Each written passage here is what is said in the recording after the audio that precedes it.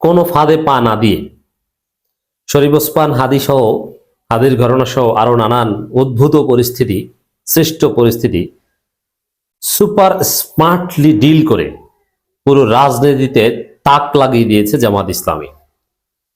দর্শক, জামাতের অতীতের রাজনীতি বা অতীতের ফেট যদি দেখেন, কিছু ঘটলেই জামাত জামাত, আসলে জামাত কিচ্ছু না ওখানে।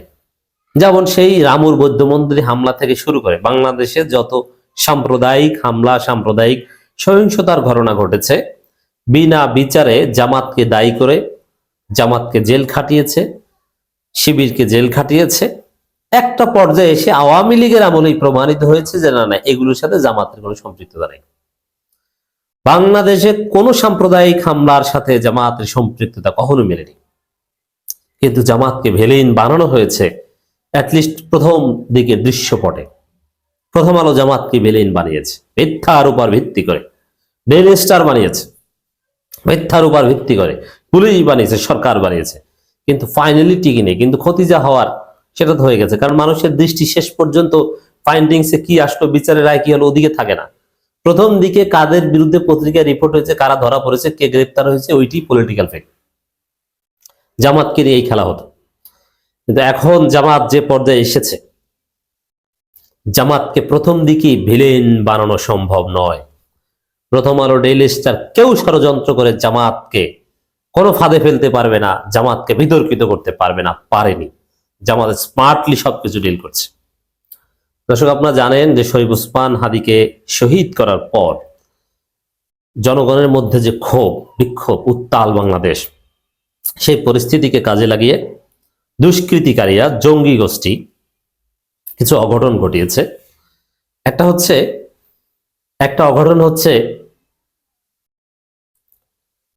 ময়মনসিংহে একটা অভিযোগে এক হিন্দু যুবককে পিটিয়ে হত্যা করেছে এবং মৃত লাশে আগুন দেওয়ার মতো ঘৃণ্য ঘটনা ঘটিয়েছে। এটা জাহিলিয়াত, আইয়ামে জাহিলিয়াতের বর্বরতা।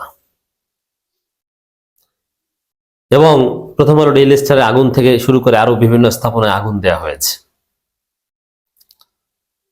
এখন এই কাজগুলো যদি আওয়ামী লীগ আমলে হতো, চোখ বুঝে জামাতকে দায়ী করা হতো। যদিও বিএনপির ছাত্রীরা, যদিও বিএনপির কাজের এখন কোনো দাম নেই, ওরা তো ছাত্রীর ঘরে ছাত্রী, ওর 14 গোষ্ঠী ছাত্রী।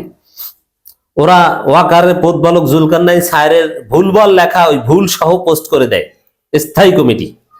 স্থায়ী কমিটি যদি এই পরিমাণ ছাত্রী হয়, তাহলে আপনি চিন্তা করেন যে বিএনপি কোন পরিমাণ ছাত্রী। এছাড়া তো এদের কিছু রাজনীতি নেই। ওরা চেষ্টা করলেও এতে কিছু আসে যায় না।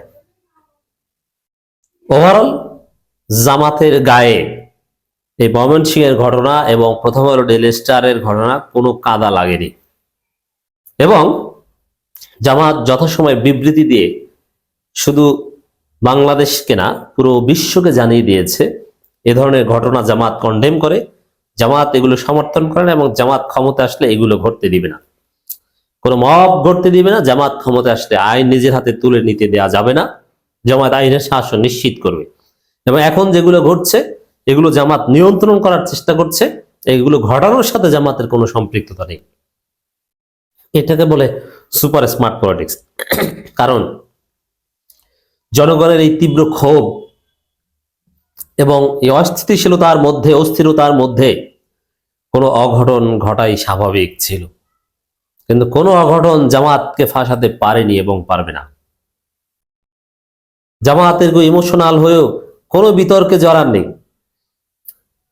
কিছু শিবিরের একটা শাখার একজন সেক্রেটারি একটা ফেসবুক পোস্ট নিয়ে একটু বিতর্কিত করার চেষ্টা করা হচ্ছে। ওরকম পোস্ট সবাই দেয়, ওটা আমরাও বলি ভারতের আস্থানা জ্বালিয়ে দাও, গুড়িয়ে দাও।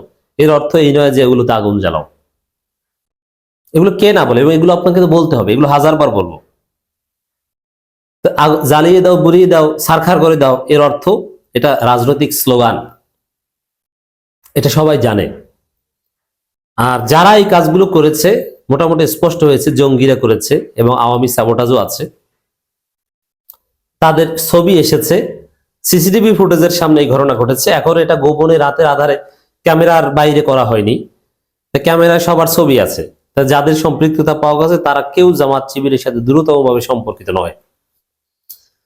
জামাত এখানে একটা সুপার স্মার্ট পলিটিক্স করেছে ময়মনসিংহের ঘটনা একটা বিবৃতি দিয়ে। দেখেন রাষ্ট্র ক্ষমতায় আসার যোগ্য দল জামাত বিষয়টা কিভাবে ডিল করছে।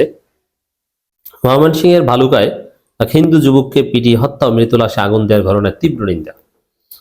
ময়মনসিংহের ভালুকা উপজেলায় ধর্ম অবমাননার অভিযোগে এক হিন্দু যুবককে পিটিয়ে হত্যা এবং পরবর্তীতে মৃত লাশে আগুন দেওয়ার ঘটনার তীব্র নিন্দা জানিয়েছে বাংলাদেশ জামাত ইসলামী সেক্রেটারি জেনারেল সাবেক এমপি মিয়া গোলাম পরোয়ার। তিনি এক বিবৃতি প্রদান করেছেন। কোন সুস্থ মানুষ, ওই যুবক অপরাধ করলেও কোনো মানুষ এইভাবে নৃশংস ঘটনা ঘটাতে পারে না। তাকে পুলিশে দিতে হবে, আইন অনুযায়ী তার বিচার করতে হবে, কিন্তু আইন নিজের হাতে তুলে নেওয়া যায় না। আইন নিজের হাতে তুলে নেওয়া যায় শুধু আওয়ামী লীগ শায়েস্তা করতে, কারণ বিপ্লবের সময়, যুদ্ধের সময় আইন সবার হাতেই তুলে নেওয়া যায়। আর আসলে ধর্ম অবমাননা করেছে কি করে নাই এটা তো প্রমাণ করতে হবে।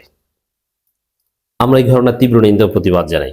প্রদত্ত বিবৃতিতে তিনি বলেন, ময়মনসিংহের ভালুকা উপজেলায় ইসলাম ধর্ম অবমাননা এবং আল্লাহ সর্বশ্রেষ্ঠ সর্বশেষ নবী মানবতার বন্ধু হযরত মুহাম্মদ সাল্লাল্লাহু আলাইহি ওয়াসাল্লামকে কটূক্তি করার অভিযোগে দীপু চন্দ্র দাস নামে এক হিন্দু যুবককে পিটিয়ে হত্যা এবং পরবর্তীতে মৃত লাশে আগুন দেওয়ার ঘটনার নিন্দা জানাচ্ছি।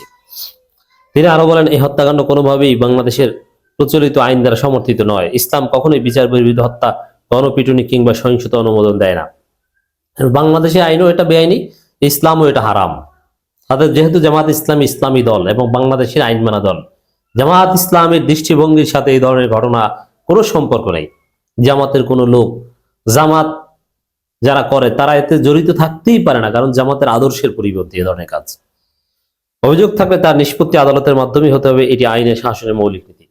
এই পরিস্থিতিতে এমনকি সেভেন সিস্টার্স ইস্যুতেও জামাত যে সতর্ক বিবৃতি দিয়েছে যে ক্ষমতায় আসার আগ মুহূর্তে জামাত কোনো ফাঁদে পা দিচ্ছে না, তার প্রমাণ।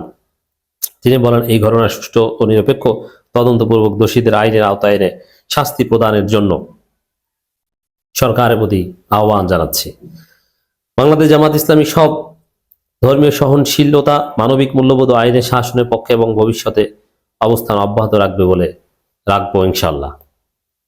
তো দর্শক, এটা একটা আবার শরীফ ওসমান হাদির পক্ষে রাজপথে সবচেয়ে সুশৃঙ্খল ভাবে সোচ্চার জামাত ইসলামী কফিন রিসিভ করে জামাত রাস্তার দুই পাশে ইনকিলাব মঞ্চের সাথে এই যে লক্ষ কোটি জনতা রাজপথে নেমে এসেছে, এগুলোকে সুশৃঙ্খল করছে, নিয়ন্ত্রিত ভাবে রাখছে জামাত এবং শিবির সাদিক কায়েমরা। ইনকিলাব মঞ্চে শরীফ ওসমান হাদির যে দল বা যে সংগঠন, যে আউটফিট, সেই জুমাদের সাথে অলওয়েজ থাকছে সাদিক কায়েমরা। এবং জামাত কর্মসূচি দিচ্ছে। আপনারা জানেন যে জামাত একটা জরুরি মিটিং করে 2 দিনের কর্মসূচি দিয়েছে। 20 ডিসেম্বর ওসমান হাদির রুহের মাগফিরাত কামনা করে দেওয়া অনুষ্ঠান জেলা মহানগরী শাখা সংগঠনের প্রতি আহ্বান জানানো হয় এবং চিঠি দেওয়া হয়েছে জেলা মহানগরী আমিরদের।